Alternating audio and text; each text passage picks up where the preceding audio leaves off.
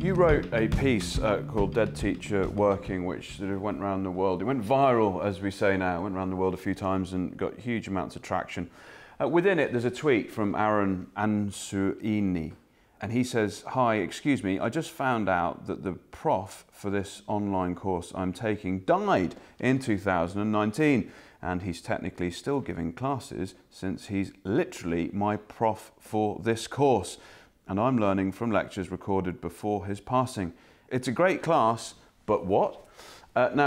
This professor, Francois Marganon, he is teaching from beyond the grave, no less. Now, is this a snapshot into what universities are doing? They own the IP, they claim, and actually they can keep pushing that out whilst taking student fees, and actually it's now just about dissemination of information, collecting fees from the student, as opposed to that intellectual quest that you were talking about. Yeah, there is a degree of IP issues around that, and when even you die, you don't get let off the old treadmill. So he was working on the grave and working hard by all accounts. Right. I'm not too sure if his bank account was seeing it in terms of his salary, however, but that's a different question, I guess. But that's perfect, isn't it? Because if you talk about the neoliberalisation, this is about rent seeking. This is about using that IP to generate more money, and both sides, both students students sort of win, but he certainly loses.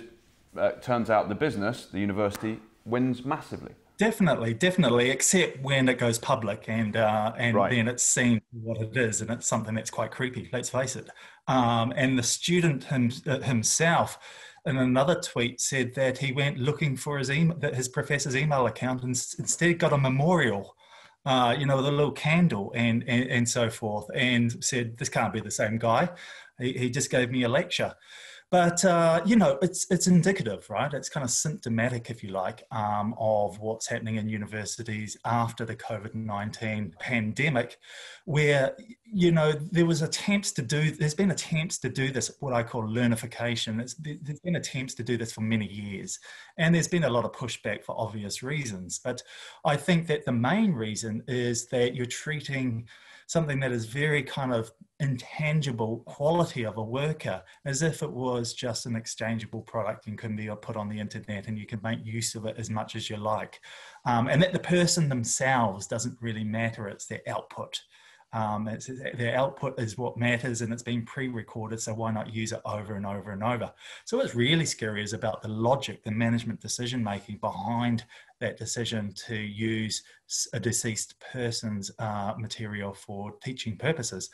And I can imagine that the university in question changed that policy pretty quickly after this came out and the scandal unfolded as it did.